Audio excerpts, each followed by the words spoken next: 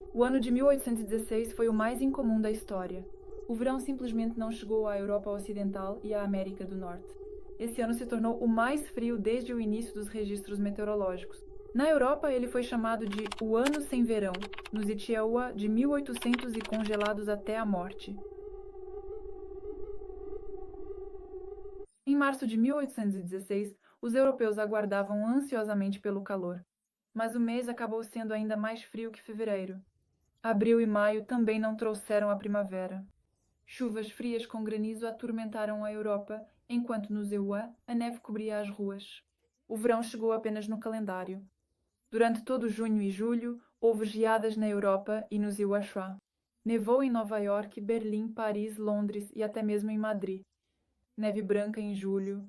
Além do frio, inúmeras inundações agravavam a situação, causando destruição e vítimas. Mas o pior ainda estava por vir. O terceiro cavaleiro do Apocalipse, a fome, avançava em direção à Europa.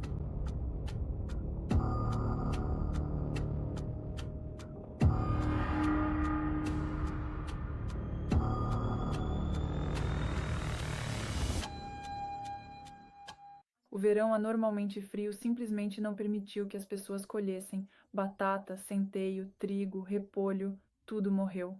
As famílias ricas conseguiam se manter de alguma forma, pois se alimentavam dos estoques que haviam feito antes.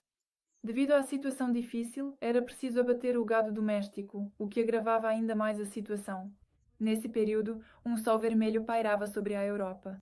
Ele adquiriu um tom vermelho amarelado. As pessoas, assustadas com os sermões dos pastores sobre o Apocalipse, falavam sobre o fim do mundo. Isso agravou ainda mais a situação e levou ao aumento da criminalidade nas cidades europeias.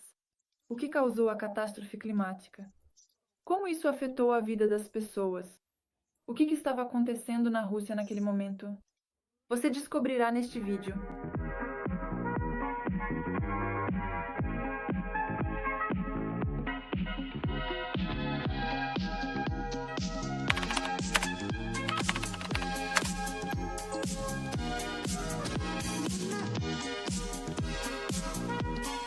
O verão de 1816, conhecido como o Ano Sem Verão, trouxe para a Europa não apenas frio e fome, mas também um evento criativo incomum. Um grupo de escritores, incluindo Mary Shelley, Lord Byron e John Polidori, estava de férias em uma vila às margens do Lago de Genebra, na Suíça. O tempo estava tão horrível que eles passavam todo o tempo dentro de casa para não ficarem entediados. Byron sugeriu que cada um escrevesse uma história assustadora. Mary Shelley criou o esboço inicial de seu famoso romance Frankenstein ou O Prometeu Moderno, 1816 a 1817. Byron escreveu um fragmento de história com um protagonista chamado Angus Darvell, mas logo abandonou essa ideia. Já John Polidori lembrou-se dessa história e, em 1819, escreveu a novela O Vampiro. Ele a publicou na New Monthly Magazine sob a assinatura de Byron. Mas este ficou muito indignado e negou a autoria. Polidori teve que contar como tudo realmente aconteceu. De qualquer forma, a novela O Vampiro foi a primeira menção de vampiros em língua inglesa. E foi justamente aquela noite de histórias assustadoras no verão-inverno que nos deu o Conde Drácula e Edward Cullen de Crepúsculo.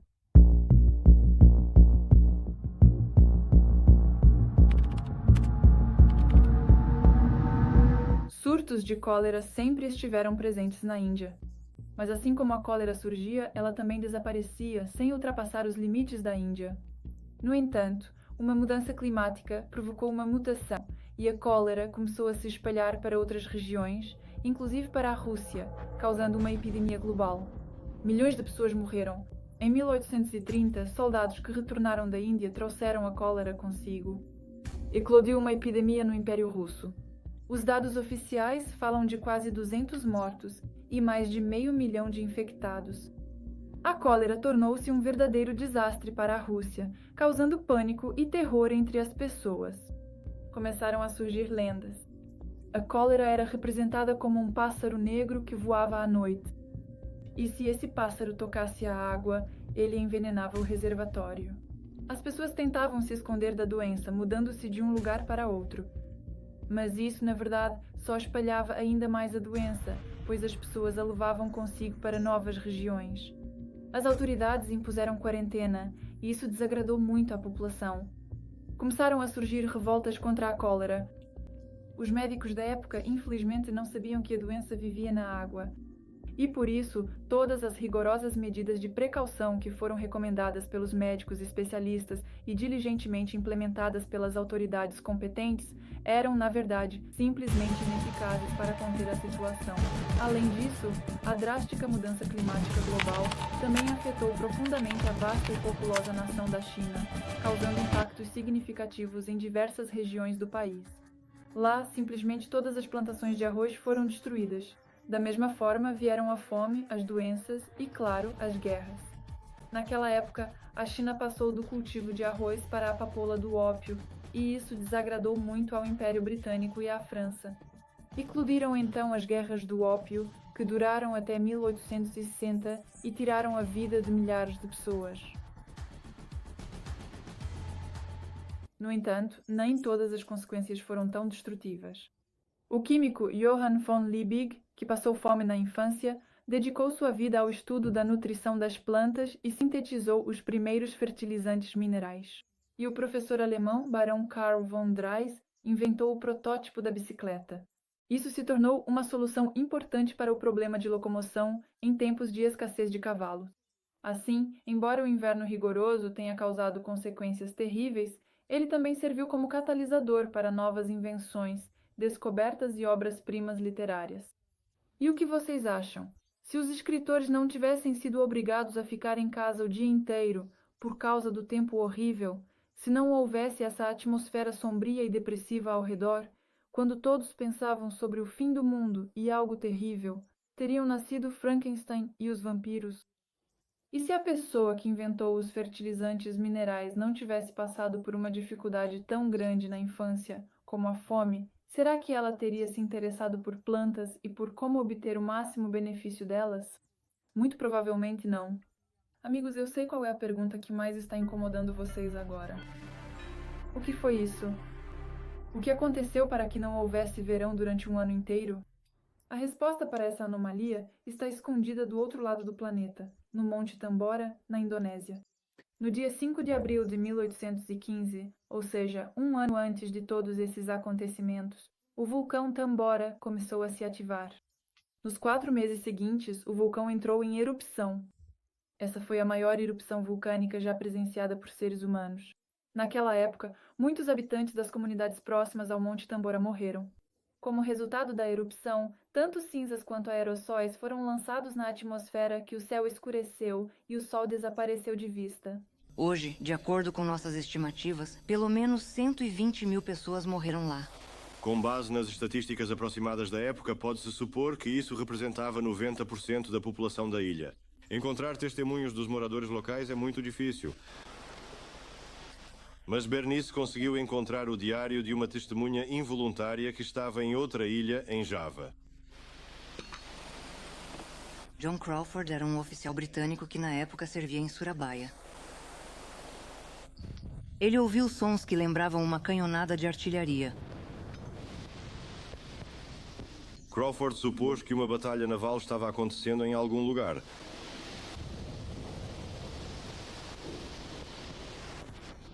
Surabaya mergulhou na escuridão por 3 dias. Ao meio-dia do terceiro dia, havia uma escuridão total. Durante 3 dias, fui obrigado a tratar dos meus afazeres à luz de velas. No dia seguinte, cinzas começaram a cair do céu. John Crawford, sem saber, tornou-se testemunha da maior erupção vulcânica já registrada, que ocorreu a quase 600 quilómetros de distância. As grandes partículas lançadas pelo vulcão caíram próximas dali, cobrindo as cidades com tanta cinza que as casas desabaram. Há relatos de que, na superfície do oceano na região, flutuava uma camada de cinzas com vários metros de espessura. Os navios precisavam atravessá-la para chegar aos portos. Já as partículas menores lançadas pelo vulcão eram leves o suficiente para se espalharem pela atmosfera nos meses seguintes. Elas influenciaram o clima em todo o mundo, alcançaram a estratosfera, onde se espalharam facilmente pelo planeta. A temperatura média na Terra caiu 3 graus Celsius. Isso é muita coisa. Aos poucos, ao descerem lentamente, os aerossóis atmosféricos finalmente atingiram altitudes mais baixas, onde começaram a ser completamente lavados pelas chuvas torrenciais. Pela primeira vez na história, a primavera não chegou em 1816, um ano verdadeiramente notável e desafiador para a humanidade. O resfriamento continuou por vários anos, mas o ano de 1816 foi o mais rigoroso. Essa história me chocou tanto que eu fiquei com uma vontade enorme de compartilhá-la com vocês. Obrigado por assistirem. Inscrevam-se no canal. E até o próximo vídeo.